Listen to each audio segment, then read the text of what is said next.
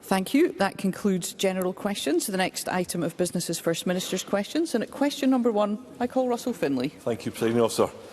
From day one, we told the SNP that Humza Yousaf's NHS recovery plan would not help patients.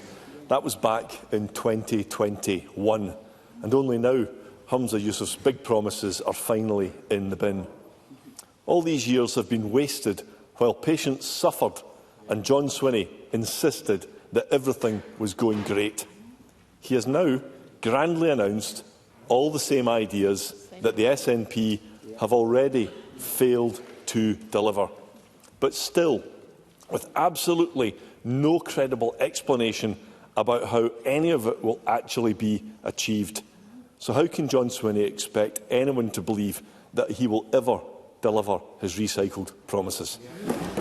First Minister. President, at the start of the week I set out the Government's focus, which will be on 3 key areas: on ensuring the resources are used to have the greatest effect and impact on driving down waiting times and clearing treatment backlogs, on reform of the system to deliver the right care in the right place, and a long-term shift to prevention. And we will accomplish that by making sure that we provide the necessary policy direction, which I've just set out, and also the resources which will be included in the Government's budget with the biggest settlement for the health service. And I'm very pleased that we have parliamentary support for the budget, but it's well shown that the Conservatives are not part of the agreement to try to move the health service forward in any way, shape or form. Russell Finlay. I hope John Swinney heard what the BMA had to say about his speech, which was this. Dr Ian Kennedy of the BMA said, "We still lack the detail and comprehensive vision needed to make any plan a reality." In a classic case of government by press release, all that matters to John Swinney is an easy headline with no interest in the difficult job of delivery. So here's an example of that. 6 years ago, all NHS patients south of the border were given an app to access information. They can make appointments, order prescriptions, view medical records and more. 2 years later, in 2021, the SNP announced plans for a Scottish NHS app. But there is no app, and John Swinney has the audacity to announce it all over again. The SNP has kept Scotland's NHS trapped in the analogue age. So when exactly will Scottish patients get access to this vital technology? First Minister.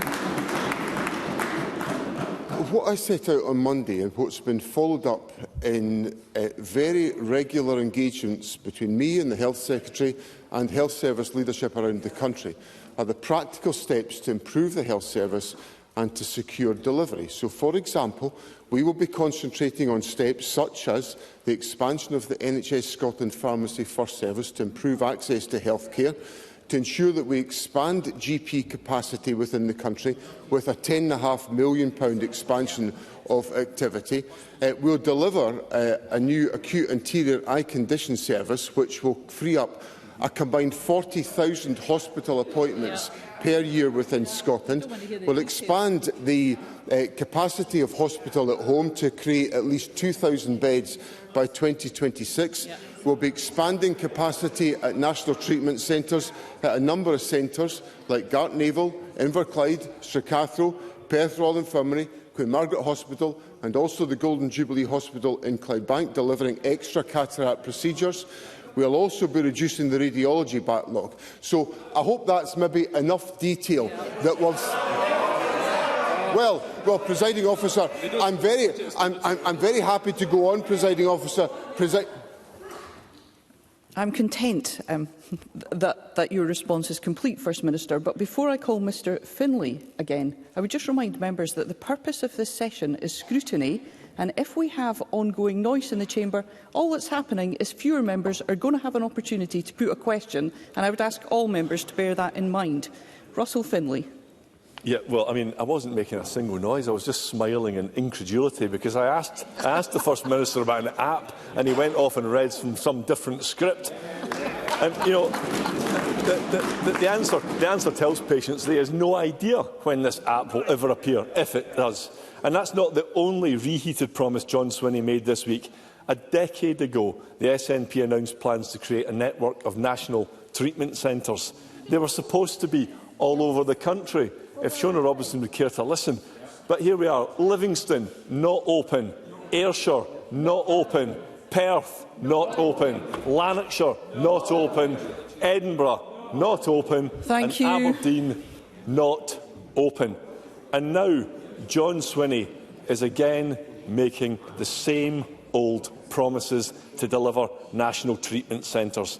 So can he please tell the truth to the thousands of Scottish patients who are waiting in agony? When will these actually open? First Minister. Presiding Officer, here's some truth for Parliament. Here's some truth for Parliament. In the years of austerity, under the Conservative government, the capital budgets of the devolved governments and the United Kingdom government were slashed. Why? Because of economic and fiscal incompetence by the Conservatives. That's what happened. And I am now going to deliver the national treatment centres. But what's certainly not helped me, what has not helped me has been Mr Finlay's support for the economics of the madhouse brought forward by Liz Truss, who he wanted me to follow. He wanted me to do exactly what Liz Truss had done. Thank goodness I never followed the stupid ideas of Liz Truss and Russell Finlay. Russell Finlay. I only asked the man when he's opening these treatment centres. But what we heard back is the Populist Party's disease of blaming someone else for their failings. The SNP government gets record funding and they're continuing to pick the pockets of taxpayers, and the state of the NHS in Scotland is entirely on that lot there. The SNP need to stop chasing headlines and start doing some hard work. We need a health secretary who's focused on the job. Projects in press releases need to be delivered, and taxpayers' money should be spent much more effectively. Right now, across Scotland's health service, over £850 million is being spent on communications, HR and other departments. That's almost £1 billion a year on backroom corporate functions, not frontline medical services. If the SNP attempted to cut this bloated bureaucracy and kept their countless promises, then waiting lists can come down. So wouldn't it be better to spend less money on back-office staff and more money on doctors and nurses? First Minister. Well, it won't be possible to spend more money on doctors and nurses if I follow the tax plans of Mr Finlay. Because the tax plans of Mr Finlay will cut £1 billion from public expenditure. And that would be stupidity on stilts coming from the Conservative Party, to add to all the other economic chaos that they have created. Now, Parliament faces a very simple choice in a few weeks' time. And Mr Finlay's wanting me to prioritise the health service and to make sure there is investment in place. There is investment in place. Parliament's got to vote for it. And what are the Conservatives going to do? The Conservatives are going to vote against a record funding settlement for the health service. That tells us all we need to know, that for all this posturing from the Conservatives, they don't care about the National Health Service. Question number 2, Anna Sarwar. Thank you, Presiding Officer. This week, the SNP attempted to launch yet another NHS recovery plan. Having been in charge of Scotland's NHS for 18 years, they have lost touch with reality and all credibility. The Royal College of Nursing said many nursing staff will not recognise the First Minister's description of a resilient and robust NHS in Scotland. Their current experience is of a service struggling to meet the needs of patients and leaving them to carry the burden of not being able to deliver the care and treatment required.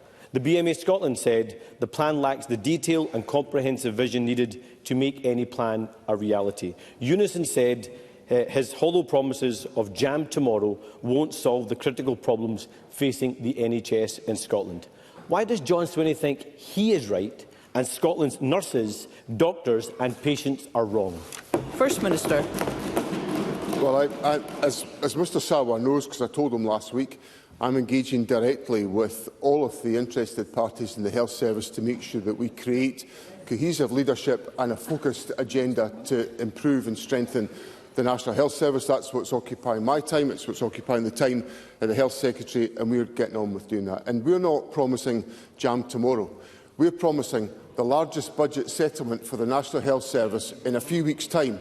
And the folk who are not going to vote for it are that lot and that lot. Anna Sarwar. Presiding Officer, John Swinney has been passing budgets for 17 years and things are still getting worse in Scotland. I'll just remind him of that. We've had 5 NHS recovery plans in less than 4 years. Plan 1, August 2021. The SNP First Minister said, this plan will drive the recovery of our NHS not just to its pre-pandemic level, but beyond. Instead, we're doing 50,000 fewer operations compared to pre-pandemic levels. Plan 2, July 22, SNP Health Secretary, I'm announcing some of the most ambitious targets in the UK.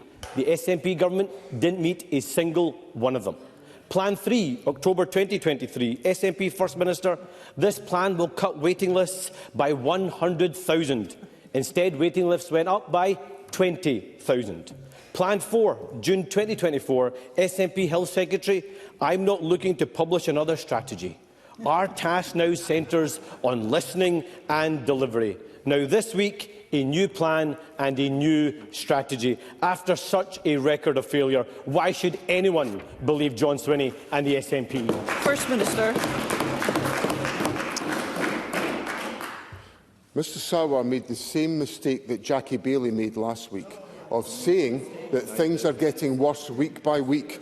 So we'll go back to the same information that I put on the record last week. A&E waiting times, 4-hour performance, has increased week on week since the week ending the 22nd of December. So Jackie Baillie and Anna Sarwar once again are Members, saying to let's hear the First Minister. Not true. What the government set out on Monday in my speech was a series of interventions to strengthen the National Health Service and its capacity by delivering extra procedures at a number of centres around the country, by improving the referrals through the radiology services, through expanding the rapid cancer diagnostic service, by making sure that we have the expansion of capacity in a range of different disciplines through eye condition care and also through the NHS Scotland pharmacy service. Now, these are the practical steps that will make a difference. But they will only happen. They will only happen if the government's budget passes. And who stands in the way of the government's budget passing? Who's not going to lift a finger? Who is not going to lift a finger to support and endorse this investment? The Labour Party in Scotland. They should be ashamed of themselves. Anna Sarwar. That answer proves why John Swinney can't fix the problems in our NHS. Because Scotland's NHS is in desperate need of reform, but the brutal truth is that John Swinney can't see the damage that his party has done. He can't see it, but I tell you who can. The 863,000 people stuck on an NHS waiting list, the 100,000 Scots who've been waiting for over a year for treatment, the record number of people forced to pay to go private, and the staff who his government is failing every single day. We need a Scottish Government that will do whatever it takes to clear the NHS backlogs, that will make sure the NHS is there when Scots need it, always free at the point of need and fit for the future. So why can't John Swinney see that after 18 years, it's not another failed SNP First Minister, not another failed SNP Health Secretary, not another failed SNP plan that Scotland needs? It's a new government and a new direction. First Minister.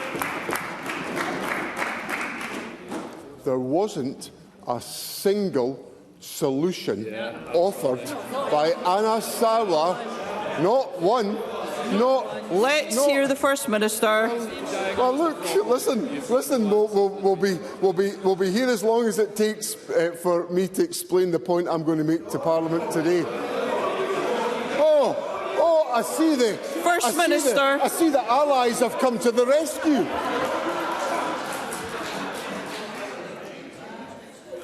In front of me, on the screen, I am aware of a huge number of members who'd really like to put a question today. I'm very, very keen that our constituents have an opportunity to hear this session, and I would ask all members to bear that in mind. First Minister. I see, Presiding Officer, that Mr Sarwar's allies in the Conservative Party have come to his rescue once again at First Minister's questions. There was not a single solution offered by Anas Sarwar in all of that long diatribe to Parliament, because he is high on rhetoric and low on delivery.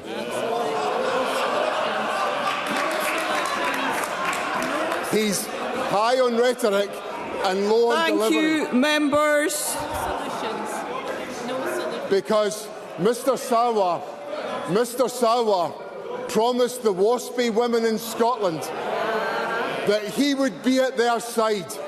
And at the first whiff of change, the Labour government came in and shut the door on the WASPy women. That's why Mr Sarwar is high on rhetoric, low on delivery, and why Scotland doesn't take him seriously. Question number 3, Alex Cole-Hamilton.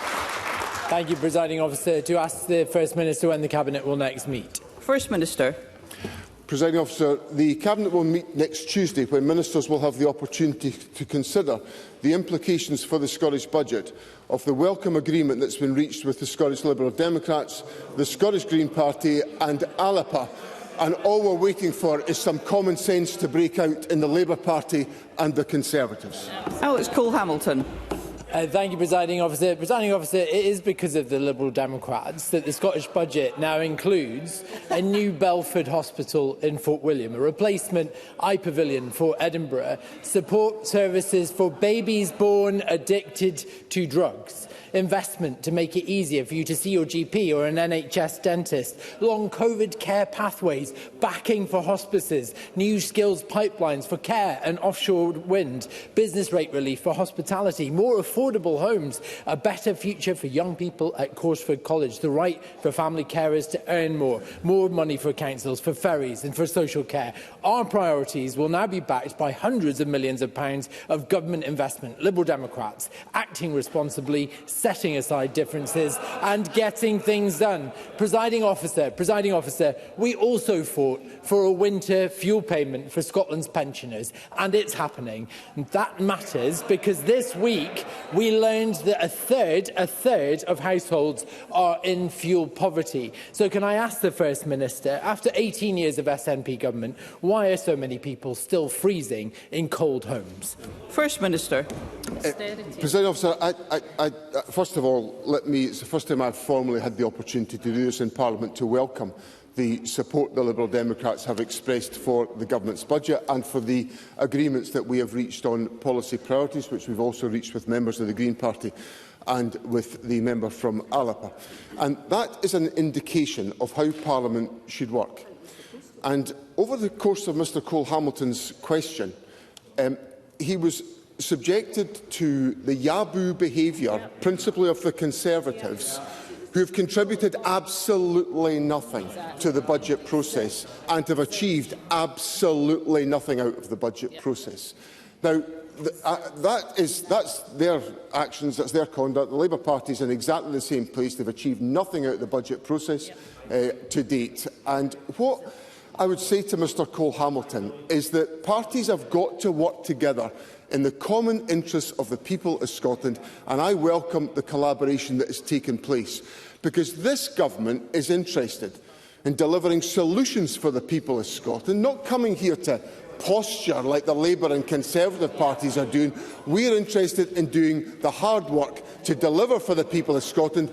We'll deliver a winter fuel payment for pensioners, and the Labour Party and the Tories will not be supporting it when the budget comes to Parliament. Question number 4, Kevin Stewart. Thank you, Presiding Officer. To ask the First Minister what the Scottish Government's response is to the recent CBI report, which reportedly suggests that businesses are preparing to cut staff and raise prices. First Minister. Presiding Officer, I was deeply concerned to read the CBI report on business confidence in the UK. In my regular engagement with Scottish business, I hear directly that the impact of the recent employer national insurance contribution increases at a UK level is a significant factor. The Scottish Budget for 25-26 includes a raft of measures to support business and economic growth, as well as enhanced measures to attract private investment. Kevin Stewart. Thank you, Presiding Officer, and I thank the First Minister for that answer. The CBI's monthly survey highlights weak hiring intentions, with business and professional services expecting a 20% reduction in headcount, while consumer services anticipate a sharper 44% fall. Labour's employers' national insurance hike is a tax on jobs, and their decisions are already beginning to bite. Can the First Minister outline what engagement his government has had with the UK Government to get them to see sense and rethink their daft decision to tax jobs in order that we can protect the Scottish economy? First Minister. Presiding Officer, I have raised the impact of this planned increase in reserve taxation with the UK Government and wrote to the Chancellor earlier this month. The Cabinet Secretary for Finance and Local Government has also raised the issue with the Treasury. We've made clear the wide-ranging concerns that the impact this change will have on Scotland, which was introduced with no consultation. The UK Government seems determined to ignore these concerns, but we will continue to raise this issue and the impact it will have on the Scottish economy. The Cabinet Secretary for Finance and Local Government will be meeting the Chief Secretary to the Treasury next month and will raise this issue. And it seems to me that this particular decision is having a damaging effect on the UK Government's growth agenda, one of which I am wholly supportive, but this measure is counterproductive in trying to deliver growth in the economy. Murdo Fraser. Thank you, Presiding Officer. The First Minister is entirely right to raise concerns about Labour's tax on jobs. But the Scottish Government's budget for the coming year that he encourages us to support does little or nothing to support businesses in Scotland. According to Spice, spending on 3 key areas to help grow the economy, on the enterprise agencies, on Visit Scotland and on employability schemes, are all cut compared to the last financial year, whilst the Barnett consequentials from rates relief available south of the border for retail, hospitality and leisure businesses are not being passed on in this budget, shortchanging Scottish business. So why isn't this government doing more to support Scottish business? First Minister. I know Mr Fraser was a contender for the leadership of the Conservative Party, but he's just given an answer which is directly contradictory, to the position of his party leader. Because his party leader wants us to cut the budgets of agencies. He wants us to get rid of them. That's what he said.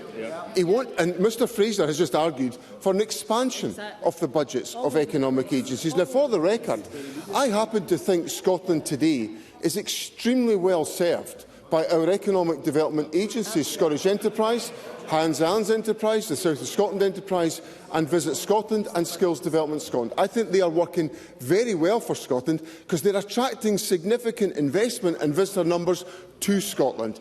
And if I add to that the capital investment for offshore wind that we are increasing to £150 million, or the £100 million that we are rolling out in terms of digital connectivity programmes, or the investment that we are putting into planning services, or the support that we put in place for non-domestic rates relief, which is worth an estimated £731 million. I think this government is on the side of business, and that's demonstrated by the business endorsement for the budget, and I think the Conservatives should support it. Absolutely. Question number 5, Jackson Carlaw. To ask the First Minister whether he will join His Majesty the King and other world leaders in commemorating the 80th anniversary of the liberation of Auschwitz extermination camp, and offer his reflections on the theme of this year's Holocaust Memorial Day for a better future. First Minister. Presiding Officer, on Holocaust Memorial Day, we honour the 6 million Jews murdered by the Nazis in one of the darkest chapters in human history. As we proclaim Never Again, we also reflect on the subsequent genocides in Cambodia, Rwanda, Bosnia and Darfur. This year, we commemorate the 80th anniversary of the liberation of Auschwitz, and I welcome the decision of His Majesty the King to travel to Auschwitz to represent us all at the commemoration. This evening, I am participating alongside Mr Carlaw and the Community Safety Minister at the Scottish ceremony for Holocaust Memorial Day. At that event, we will stand united against hatred, building One Scotland together for a better future. Jackson Carlow. Can I thank the First Minister for that response and obviously welcome his participation at tonight's event, which incidentally I'm co-hosting with my Labour colleague Paul O'Kane. Can I commend the First Minister and the Scottish Government on the work they have done to ensure that education schemes that are available across Scotland are really second to none in comparison with any of those around the rest of the United Kingdom, and say that it is a real tribute to the efforts of this Parliament and the various governments that have presided within it that Holocaust education in Scotland is as remarkable as it is. If the theme is for a better future, surely that future is dependent not on us but on the generation that follows. So fundamentally, those education programmes are critical to the understanding of the next generation. Will the First Minister commit to ensure that that funding of those programmes continues in perpetuity? First Minister.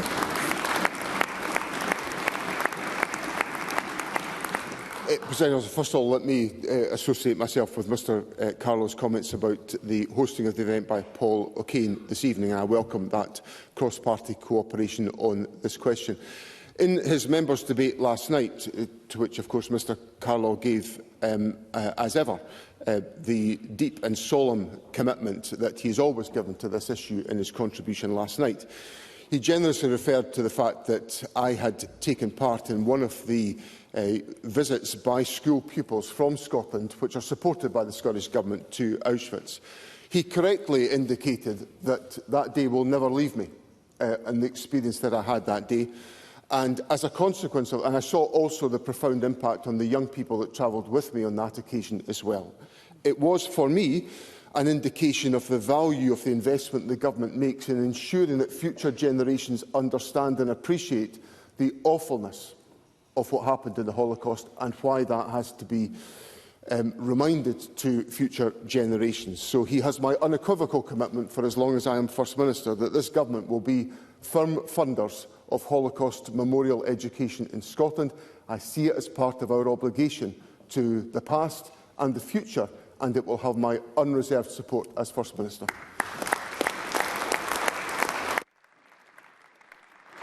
Question number 6, Colette Stevenson.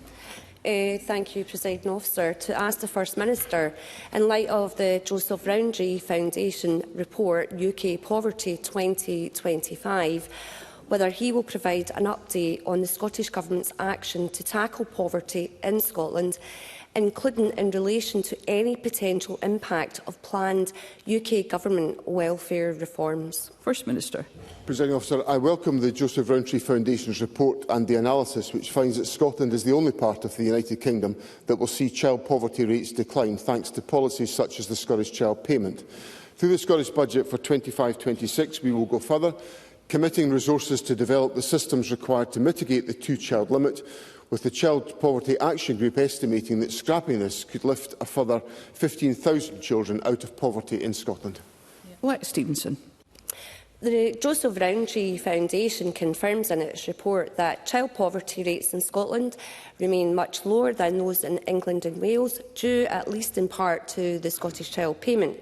Whilst this is very welcome, the Labour UK Government is doubling down on austerity measures like the two-child limit, bedroom tax and benefit cap, and now welfare reforms that could slash benefits for hundreds of thousands of long-term ill and disabled people. Can the First Minister offer an assessment on the potential impact of UK welfare reforms on poverty levels in Scotland and outline how the draft Scottish Budget for 25-26 will expand anti-poverty work here? First Minister. President, the Joseph Rowntree Foundation analysis expects the gap in child poverty rates between Scotland and the rest of the UK to widen because of the action we are taking in Scotland to tackle these issues through measures such as the Scottish Child Payment. I obviously encourage the Labour Government to take a different course to the one that has been advertised. We have the maintenance of the two-child limit. This Government is going to act to remove that in Scotland, but obviously our task will be made easier if it was remedied at UK level. And of course we will take every measure we can. We're taking further measures in the budget through the two-child limit, the steps on expanding free school meals to try to address the issue of child poverty, which is the overriding priority of my government. Supplementary, Paul O'Kane.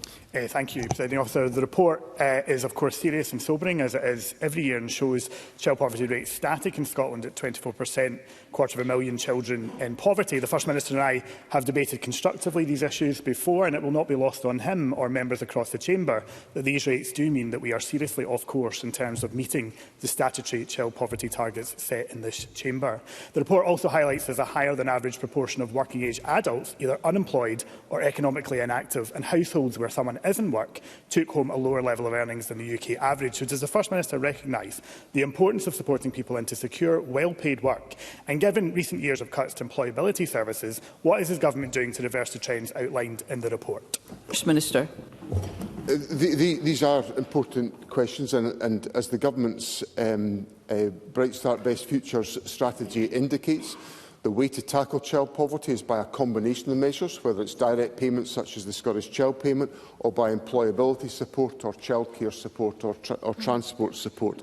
And all of these are part of the government's budget proposals. In relation to economic inactivity, the government is safeguarding funding for employability schemes. And because of the confidence we have about the parliamentary passage of the budget, as a consequence of our agreement with partners in Parliament, we are able to give early certainty to employability schemes in Scotland that they didn't have last year in relation to the financial challenges that we faced. So there will be much more certainty about the rollout of employability programmes from the 1st of April, and the Deputy First Minister and the Finance Secretary are taking forward that assurance to organisations around the country. Now, Mr O'Kane, I know Mr O'Kane is deadly serious on issues about child poverty, and as he knows, I am. And this is where I get just a bit concerned about where parliamentary discourse has got to, because there is a budget to come. There is a budget to be voted for. Mr O'Kane wants employability support to be put in place for members of the public in Scotland. So do I. I'm going to vote for it. I hope he and his colleagues will too. Thank you. I have 25 requests for constituency and general supplementaries. If members are concise, we'll be able to get through more and involve more members. And I call Elena Whittam. Recent research from Pro Bono Economics has found that disability benefits improve people's well-being and health and are more positive for the economy than costly. The Labour UK Government has meanwhile proposed cutting UK disability payments, as we've heard from my colleague Colette Stevenson, causing widespread concern from stakeholders. Can the First Minister advise what assessment the Scottish Government has made of this new research, and can he provide assurances that, unlike the UK Government, this SNP Scottish Government will continue to deliver social security based on the principles of dignity and respect? First Minister. Those principles are enshrined in law. Why? Because this government put them into law, and we intend to follow that through consistency. And my colleague Elena Whittam has my absolute assurance on that question. The government is investing around £1.3 billion more than funding we are forecast to receive from the UK Government through the Social Security Block Grant Adjustment, because we want to invest in supporting people to be able to make as much of an economic contribution as they can. And that will be the ethos of this government. Thank you. I call Liz Smith. Will the First Minister join me in condemning what was the third data breach of patient confidentiality by NHS Tayside in the El Jamel case, further undermining the trust of former patients? And while that matter is now rightly in the hands of the Information Commissioner, can I ask the First Minister what action the Scottish Government can take to stop these data breaches ever happening again? First Minister. President, so the law on freedom of information is absolutely crystal clear. All organisations should comply with it, and they should follow its provisions. If the matter has been looked at by the Scottish Information Commissioner, I will leave the Commissioner to undertake his statutory duty. Thank you. Claire Baker. Thank you, Presiding Officer. The First Minister will be aware of reports regarding the sudden death of Demi Hanaway in May 2021. Demi's parents are calling for an examination into her death, which was recorded as suicide, and have lodged a formal complaint about the police response, saying there was absolutely no investigation. Demi was subject to physical and mental abuse at the hands of her partner, who was jailed last year, admitting threatening and abusive behaviour, but her family believe there are obvious lines of inquiry around her death that weren't pursued. It has also emerged that the pathologist in the case was not informed by the police that Demi's partner had a history of strangling her. Can I ask if the Scottish Government will consider ordering a review into the investigation of Demi's death? Minister. Sir, I am familiar with these details, and I extend my sympathies to the family of Demi Hanaway and also understand the concern that they have about the information that has been put in the public domain. The issues that Claire Baker raises are, and I'm also familiar with the fact that there is a complaint that's been made which has been handled through the professional standards channel of the police. The Crown reserves the right in all circumstances to review any new evidence in a particular case and obviously does that independently of government. And it would be wrong for me to prejudge any of that information. But I will raise with the Lord Advocate the point that Claire Baker has made to me today about the desire of the family for further investigation in this case, because that would have to be a matter for the Crown to take forward, given the circumstances of the case. But I give Claire Baker the assurance that I will ensure that's the case as a consequence of our exchange today. Claire Adamson. Presiding Officer, this week marks the 5th anniversary of the UK exit from the EU. A recent IPPR report highlighted the slump in trade with the EU. It said that trade policy had been muddled and rudderless since the 2016 Brexit vote. Can the First Minister give a response to the report? And does he agree that Brexit has been an economic disaster for Scotland and Scotland's best interests would be to return to the EU as an independent nation? First Minister. I do agree with Claire Adamson on both points that Scotland would be best served being an independent member of the EU, and also that Brexit has been an economic disaster for Scotland as part of the United Kingdom, and it's a consequence of our membership of the United Kingdom that we have lost our EU membership. The economic damage that's been done is so obvious. That is what is undermining living standards in this country. I accept that. I acknowledge that, and I have a solution to that, which is that we should repair our relationship with the European Union and ensure that our businesses and organisations can trade and that we can benefit from freedom of movement. I hope, and we are encouraging, and I assure Parliament we are encouraging the United Kingdom Government to repair that damage that's been done to our economy and our relationship with Europe, because the living standards of the population depend on it, and it has to be given greater priority than it's been given since the change of government in July last year. Sharon Dowie. Thank you, Presiding Officer. First Minister, the Scottish Retail Consortium reports that theft has reached record levels, costing businesses £170 million last year. Violence towards shop workers is on the rise, with an average of 170 incidents every day over the year 2023-24. The situation is spiralling out of control as perpetrators are becoming more brazen. It is clear thieves simply do not fear committing their crimes. First Minister, what is the Scottish Government's plan to ensure shoplifters, many of whom are violent, are made to pay for their actions and know that their actions will have consequences? First Minister. The Minister for Investment, Tom Arthur, met with the Industry Leadership Group, which involves the many retail interests, this morning on this question. And of course, in the budget, which subject to parliamentary approval, we will be making £3 million available to tackle retail crime, and we commit ourselves to support some of the innovative work that's been taken forward by the Scottish Partnership Against Acquisitive Crime, which is led by Police Scotland and the retailers. The partnership is taking a collaborative approach to preventing and deterring crimes such as shoplifting, and we will work constructively to ensure that's the case, using the resources that I hope Parliament will support in the budget process. Faisal Chowdhury. Thank you, Presiding Officer. I was recently contacted by a constituent who is on the waiting list for social housing with her 13-year-old daughter. They have been sharing a room and bed for 9 months. But by the time they are allocated housing, her daughter will be 16 years old. Does the First Minister think this is in any way positive to their well-being? Will his government finally step up with real action to end the housing emergency and accept unacceptable waiting times for social homes? First Minister. Presiding Officer, I sympathise with the circumstances of Mr Chowdhury's constituent, and I of course want individuals to be adequately and properly housed in our country. The Scottish Government, as Mr Chowdhury knows, because I have told the Parliament this several times on many occasions, the Scottish Government has presided over an affordable housing building programme which has built more houses per head of population in Scotland than in any other part of the United Kingdom. And crucially, in the budget that is going to be before Parliament in a few weeks' time, there is an increase in the budget to £768 million.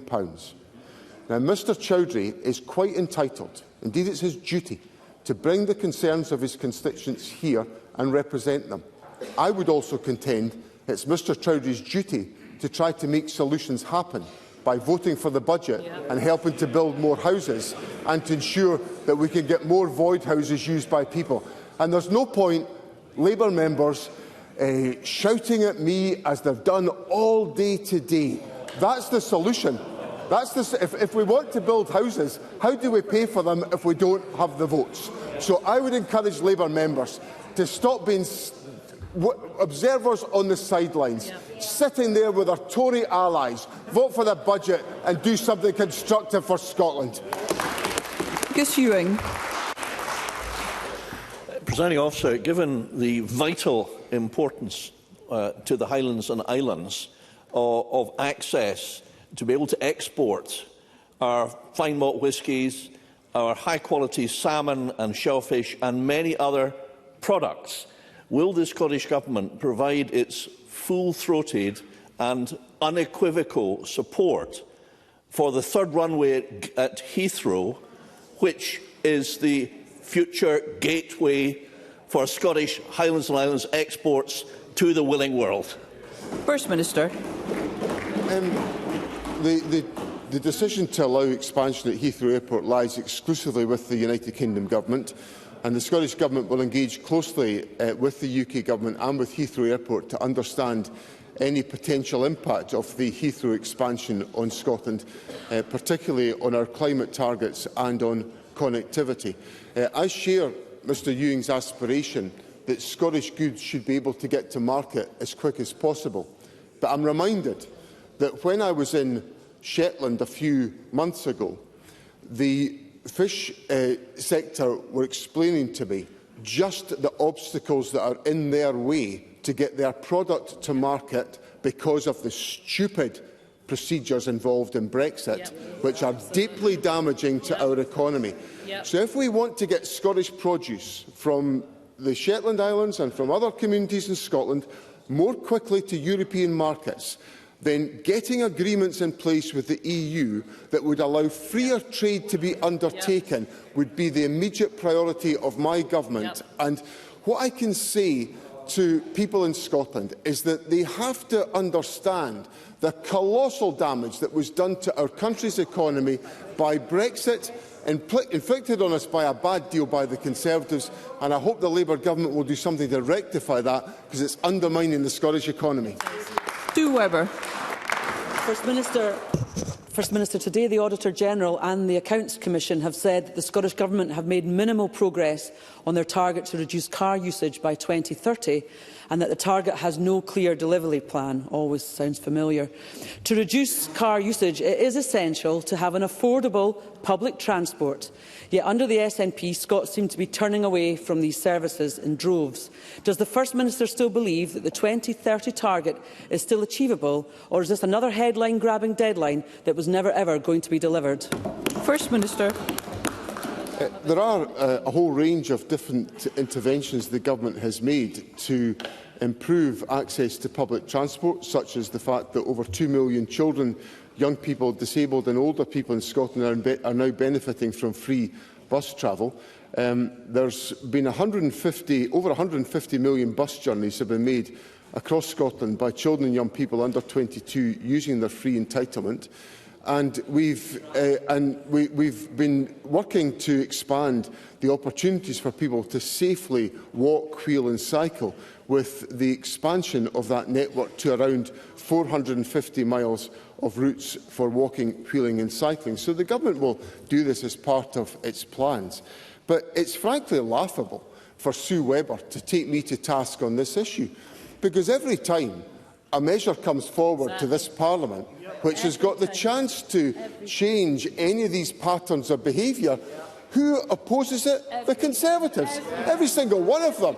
And then come here in posture with the empty rhetoric that we get every single week about these issues. And also, if Sue Webber wants investment in public transport, then all I can gently and respectfully encourage her to do is vote for the budget that will pay for it, rather than wasting our time coming here posturing on a weekly basis. Thank you. That concludes First Minister's questions. The next item of business is a member's business debate in the name of Alec Rowley, and there will now be a short suspension to allow those leaving the chamber and the public gallery to do so.